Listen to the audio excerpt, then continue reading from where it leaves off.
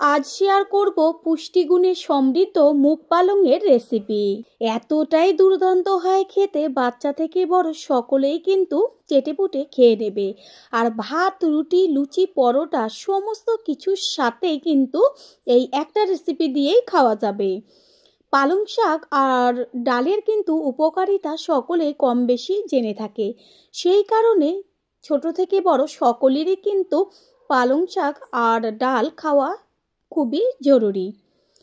যারা একদমই খেতে চায় না তাদের যদি এই রেসিপিটা করে দেওয়া হয় তারা কিন্তু অবশ্যই চেটেপুটে খেয়ে নেবে, এটা আমি গ্যারান্টি দিয়ে বলতে পারি।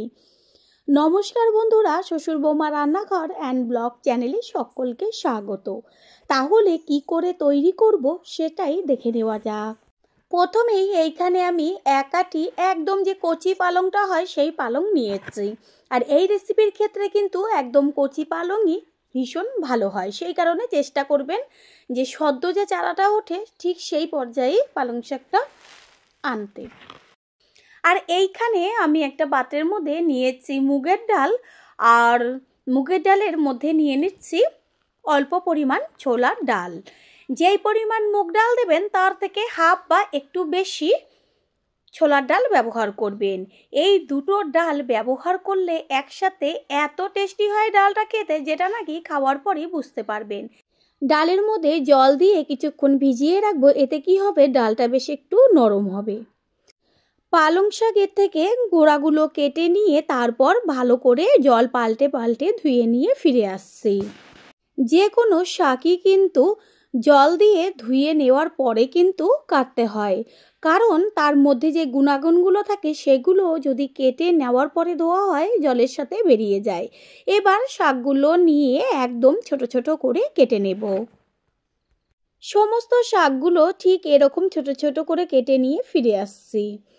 শাকগুলো সব কেটে নেওয়া হয়ে গেল। এবার গ্যাসের ওভেনে কড়াই বসিয়ে তাতে কিন্তু বেশ অনেকটা পরিমাণে দিয়ে দিয়েছি জল। আর জলটা ফুটতে শুরু করেছে, ঠিক এই সময়ই এর মধ্যে ব্যবহার করলাম ছোটো চামচের 1 চা চামচ লবণ। লবণটা দেওয়ার পরেই শাকটা এর মধ্যে দিয়ে গ্যাসের ফ্লেম হাই করে 1 মিনিটের মতন ফুটিয়ে নিয়েই কিন্তু সাথে সাথে গ্যাসটা অফ করে দিতে হবে। কোনো রকম শাকটা ফুটাবার কিন্তু দরকার নেই।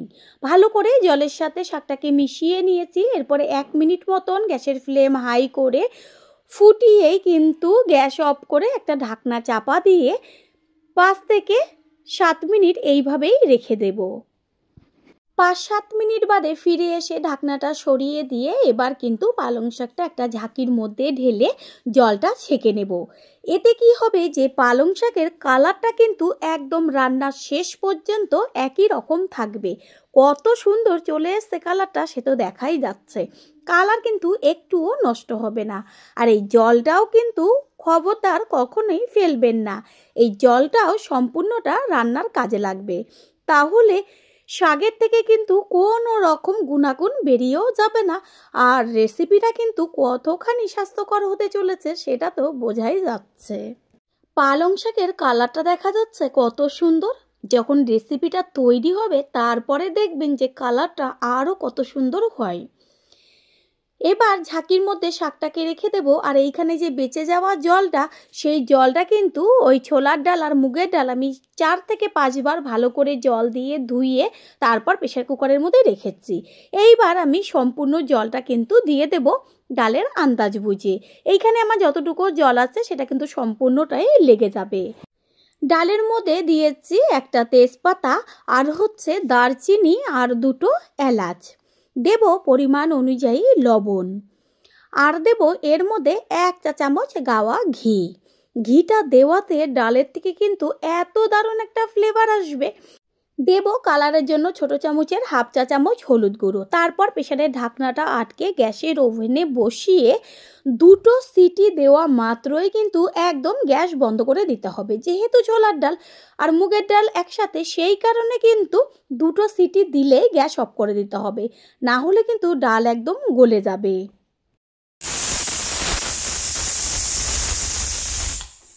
এইভাবে 2টো সিটি দিয়ে আমি গ্যাসটা অফ করে দিয়ে তারপরে যখন প্রেসারটা ঠান্ডা হয়েছে এবার খুলে দেখাচ্ছি যে ডালটা কেমন সিদ্ধ হবে। ডালটা আমি হাতা দিয়ে তুলে দেখিয়ে দিচ্ছি যে একদম কিন্তু গলে যাবে না, আবার পুরো কিন্তু দেখে মনে হচ্ছে গোটা গোটা রয়েছে। এটা কিন্তু ভেতরে একদম নরম হয়ে গেছে। ঠিক এরকম পর্যায়ে কিন্তু ডালটা নাবাতে হবে। ডালটা যদি একটু দানা দানা না থাকে আর ভেতরে গলে না যায় তাহলে কিন্তু খেতে ভালো লাগবে না। গ্যাসের ওভেনে কড়াই বসিয়ে কড়াইটা গরম করে নিয়েছি। এবার এর মধ্যে দিয়ে দিচ্ছি সর্ষের তেল। এখানে কিন্তু আপনারা ঘিও ব্যবহার করতে পারেন। তেলটা গরম হয়ে গেছে, তার মধ্যে দিয়ে দিচ্ছি 1 চা চামচ সাদা জিরে। জিরেটাকে কিন্তু বেশ ভালো করে ভেজে নেব। ফোড়নের থেকে সুন্দর গন্ধ বেরোচ্ছে, এই পর্যায়ে দিয়ে দিচ্ছি 1 চা চামচ থেতো করে নেওয়া রসুন। রসুন তেলের মধ্যে কিন্তু খুব ভালো করে ভেজে নিতে হবে, গ্যাসের ফ্লেম একদম লোতে রেখে।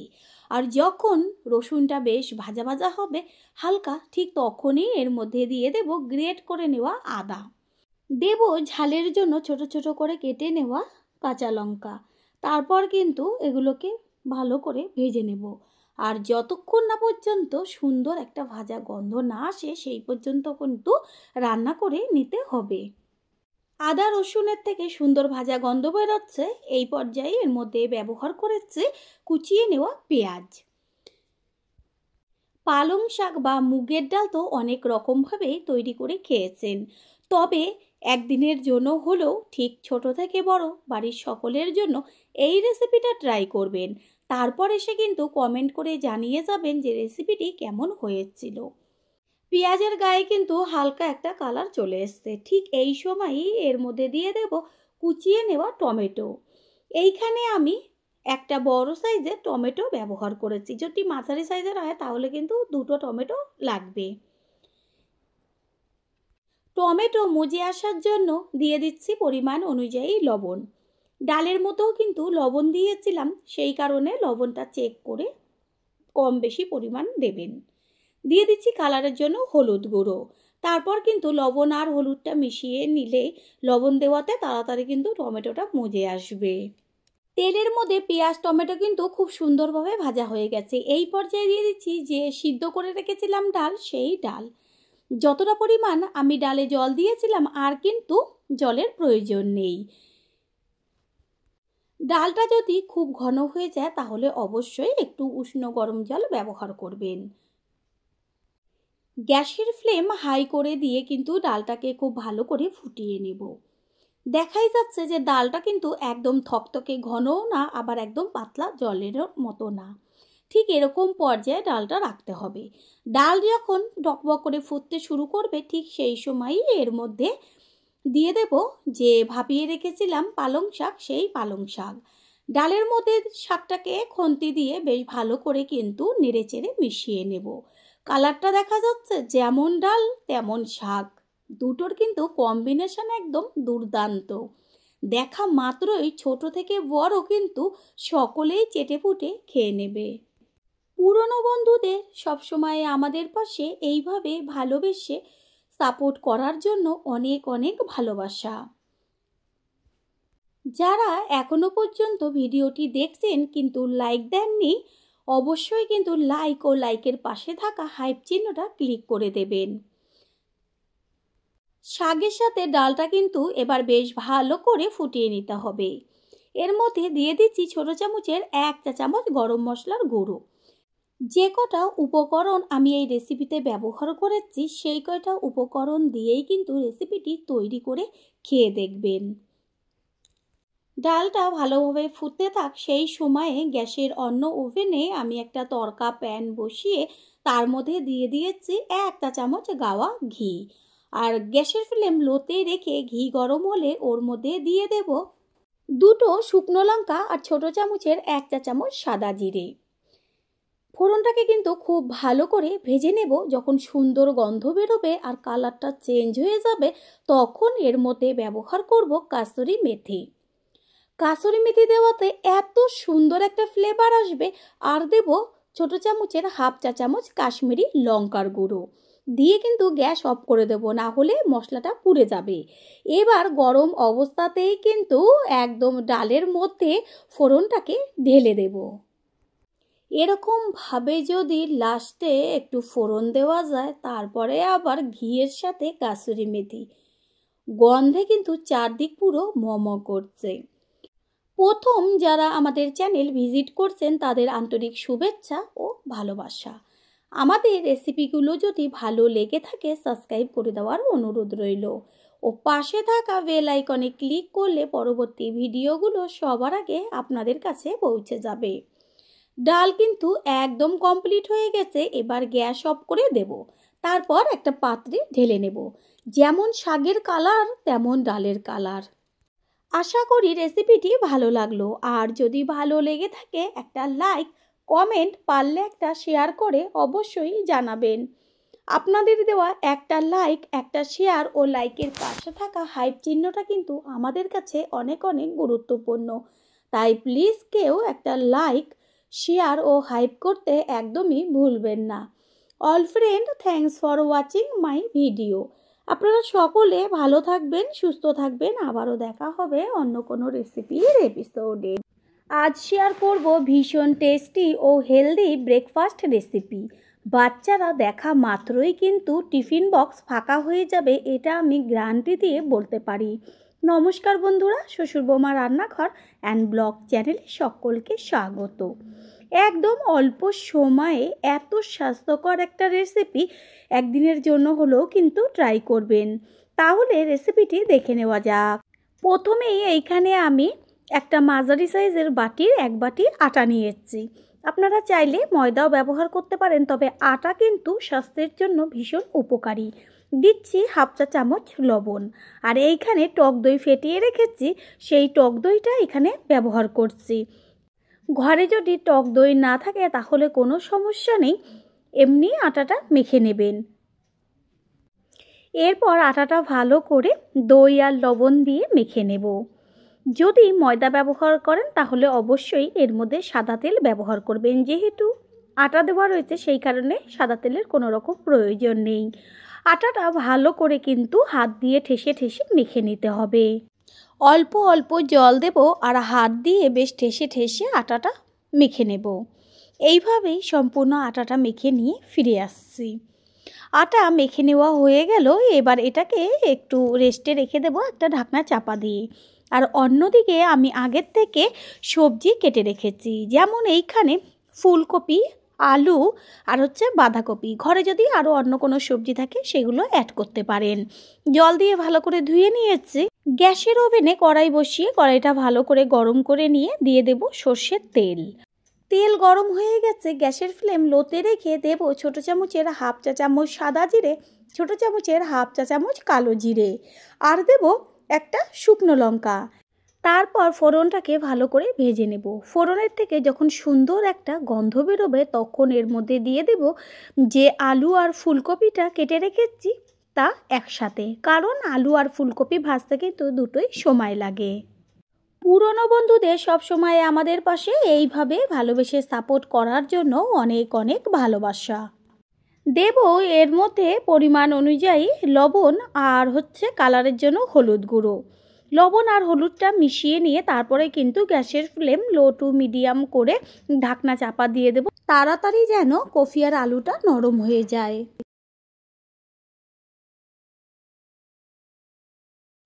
কিছুক্ষণ বাদে ফিরে এসে কড়াইয়ের ঢাকনাটা সরিয়ে দিয়ে তারপর খুন্তি দিয়ে ভাজাটাকে ওপর নিচ করে নেড়েচেড়ে নেব। হালকা কিন্তু কালার চেঞ্জ হচ্ছে আর সামান্য সিদ্ধ হয়ে গেছে। এবার এর মধ্যে দিয়ে দেব গ্রেট করে নেওয়া আদা, আর দেব ঝালের জন্য কুচিয়ে নেওয়া কাঁচা লঙ্কা। ভালো করে এগুলো মিশিয়ে নিয়ে তারপরে এর মধ্যে দিয়ে দেব যে কেটে রেখেছিলাম বাঁধাকপি, সেই বাঁধাকপির সাথে কিন্তু ভালো করে সব কিছু মিশিয়ে নেব। তারপরে এর মধ্যে ব্যবহার করব ছোট চামচের 1 চা চামচ জিরের গুঁড়ো, ছোট চামচের 1 চা চামচ ধনের গুঁড়ো, আর দেব ছোট চামচের 1/2 চা চামচ কাশ্মীরি লঙ্কার গুঁড়ো। ঝালের জন্য তো কাঁচা লঙ্কাই ব্যবহার করেছি কালারটা সুন্দর আসার জন্য। তারপর এগুলোকে মিশিয়ে নেবার বাঁধাকপি কিন্তু জল বেরোবে আস্তে আস্তে, এতেই সুন্দরভাবে সবজিটা সিদ্ধ হয়ে যাবে। গ্যাসের ফ্লেম লোতে রেখে আবারও একটু ঢাকনা চাপা দিয়ে দেব। সবজিটাকে কিন্তু খুব ভালো করে কষিয়ে নিতে হবে। কিছুক্ষণ বাদে কড়াইয়ের ঢাকনাটা সরিয়ে দিয়ে দেখা যাচ্ছে যে সবজিটা কিন্তু খুব সুন্দরভাবে কালার চেঞ্জ হয়ে গেছে আর সুন্দর একটা মিষ্টি ভাজা গন্ধও আসছে। এই পর্যায়ে এর মধ্যে দিয়ে দেব আমি সামান্য পরিমাণ উষ্ণ গরম জল, কারণ রেসিপিটা কিন্তু আমার একটুখানি বেশ নরম আর মাখা মাখার দরকার। সেই কারণের জন্যই আমি একদম সামান্য উষ্ণ গরম জল ব্যবহার করেছি। ভাজাতে তো অর্ধেকের বেশি কিন্তু সবজি সিদ্ধ হয়ে গেছে। এবার যতটুকু জল দিয়েছি তাতে আর অল্প সময় নিলেই পারফেক্ট তরকারিটা তৈরি হয়ে যাবে। ঢাকনা চাপা দিয়ে দেব। আবারও ঢাকনাটা সরিয়ে দিয়ে তারপর কিন্তু গ্যাসের ফ্লেম হাই করে খুন্তি দিয়ে সমস্ত তরকারিগুলো একটু বেশ ভেঙে চুড়ে মাখা মাখা করে শুকিয়ে নেব। এই পর্যায়ে এর মধ্যে দিয়ে দেব কুচিয়ে নেওয়া টমেটো। যেহেতু কফি আর আলু সমস্ত সিদ্ধ হয়ে গেছে, তারপরেই কিন্তু টমেটোটা ব্যবহার করছি। টমেটো মজে গেছে, একটু চেক করে নিয়েছিলাম লবণের প্রয়োজন, সেই জন্য হাফ চা চামচ লবণ ব্যবহার করলাম। আর দিলাম 1 চা চামচ সেজওয়ান সস। এটা দিলে তরকারিটা এতটা টেস্টি হয় খেতে। তারপরেই এর মধ্যে দিয়ে দেব হাফ চা চামচ চাট মশলা পাউডার। সবজিগুলো কিন্তু এবার খুন্তি দিয়ে বেশ একদম ভেঙে চুড়ে দিয়ে মাখা মাখা করে নেব, পুরো কিন্তু শুকিয়ে ফেলবো। সমস্ত কিছুর ব্যালেন্সটা ঠিক রাখার জন্য দিয়ে দেব হাফ চা চামচ চিনি। একদম কিন্তু শুকনো আর বেশ মাখা মাখা ভাব চলে এসছে। গ্যাস অফ করে দেব। তার আগে দিয়ে দিচ্ছি বেশ কিছুটা পরিমাণ ধনেপাতা। ধনেপাতাটা মিশিয়ে নেব। আর বোঝাই যাচ্ছে যে এই যে তরকারিটা তৈরি করেছি এটা কতটা টেস্টি হতে চলেছে। একটা থালার মধ্যে তুলে নেব। তরকারিটা ঠান্ডা হতে থাক। অন্যদিকে যে আটাটা মেখে রেখেছিলাম, এবার ঢাকনাটা সরিয়ে দিয়ে তারপর আটা মাখাটা আবারও একটু হাত দিয়ে মেখে তারপর কিন্তু লেচি করে নেব। লেচিগুলো কিন্তু যেমন রুটির লেচি করা হয় ঠিক সেরকমই বড় বড়ভাবে লেচিগুলো করতে হবে। সমস্ত লেচিগুলো করে নিয়েছি। এবার একটা লেচি নিয়ে তারপর সামান্য আটা উপরে ছড়িয়ে দিয়ে এবার পুরো রুটির সাইজে বেলে নেব। যদি ময়দা দিয়ে করেন তাহলে কিন্তু অবশ্যই তেল দিয়ে বেলে নেবেন। এইভাবেই কিন্তু সমস্ত লেচিগুলো একবারে বেলে নেব। তারপরে কিন্তু টিফিনটা তৈরি করব। প্রথম যারা আমাদের চ্যানেল ভিজিট করছেন তাদের আন্তরিক শুভেচ্ছা ও ভালোবাসা। আমাদের রেসিপিগুলো যদি ভালো লেগে থাকে সাবস্ক্রাইব করে দেওয়ার অনুরোধ রইল ও পাশে থাকা বেল আইকনে ক্লিক করলে পরবর্তী ভিডিওগুলো সবার আগে আপনাদের কাছে পৌঁছে যাবে। এইভাবে সমস্ত লেচিগুলো বেলে নিয়ে ফিরে আসছি। গ্যাসের ওভেনে একটা তাওয়া বসিয়ে তাওয়াটাকে আগে ভালো করে গরম করে নেব। যখন তাওয়াটা গরম হয়ে যাবে তখন এর মধ্যে একটা করে বেলে নেওয়া রুটি আস্তে করে দিয়ে দেব। তারপর 2 থেকে 3 মিনিট নিচের পিঠটা হলে পরে উল্টে দেব ওপরের পিঠটা হবার জন্য। এইভাবে কিন্তু প্রথমে তেল ছাড়াই ছেঁকে নেব। 2 পিঠটা যখন দেখবেন হালকা একটু ভাজা হয়েছে, বেশ একটু ফুলে ফুলে উঠছে, সেই সময় এর মধ্যে অল্প করে ছড়িয়ে দেব সাদা তেল। এখানে আপনারা চাইলে বাটার বা ঘি দিয়েও দিতে পারেন। তেল দেওয়ার পর কিন্তু 2 পিঠই খুব সুন্দরভাবে বেশ লাল লাল করে ভেজে নেব। গ্যাসের ফ্লেম কিন্তু লোতে রেখে রুটিটাকে ভেজে নিতে হবে। এইদিকে তরকারিটাও কিন্তু ঠান্ডা হয়ে গেছে। এবার চামচে করে কিছুটা করে অংশ নিয়ে তারপর কিন্তু রুটির মাঝখান বরাবর বেশ সুন্দরভাবে লম্বা করে একটু অনেকটা পরিমাণ দিয়ে দিতে হবে। চামচ দিয়ে কিন্তু বেশ একটু ছড়িয়ে ছড়িয়ে দিতে হবে যেন রুটির পুরো ভেতরটায় তরকারিটা লেগে যায়। তারপর সাইডের দিকে 1 চা চামচ টমেটো সস নিয়ে দিয়ে দেব। পুরো রুটিটার গায়েও মাখিয়ে দিতে পারেন, তবে মাঝখানে আমি তরকারিটা দিয়েছি আর 2 পাশে সস মাখিয়ে দেব। এইভাবে কিন্তু বেশি টেস্টি লাগে খেতে। তারপর রুটির মুখের দিকের একটা অংশ আর একটা অংশের সাথে আটকে দিতে হবে। এতে ডিজাইনটাও একটু অন্যরকম হবে, দেখতেও সুন্দর হবে, বাচ্চারা কিন্তু দেখা মাত্রই খেয়ে নেবে। এপিট ওপিট করে বেশ লাল লাল করে ভেজে নিতে হবে। ভাজা হয়ে গেছে 2 পিঠই খুব সুন্দরভাবে। এবার এটাকে তুলে অন্যগুলো একইভাবে ভেজে নেব। আর একটা করে দেখিয়ে দিচ্ছি। প্রথমে রুটিটা তাওয়ার উপরে দিয়ে তারপরে 2 পিঠ একটু হালকা তেল ছাড়া ভেজে নেব। যখন দেখবেন 2 পিঠ একটু ফুলে ফুলে উঠছে তখন এর উপরে ছড়িয়ে দেব একদম সামান্য সাদা তেল। তেলটা দিয়ে তারপর কিন্তু 2 পিঠই রুটির ভালো করে ভেজে নিতে হবে। 2 পিঠ ভাজা হলে পরে তারপর কিন্তু ওপরে দিয়ে দেব একদম লম্বাভাবে ছড়িয়ে তরকারি।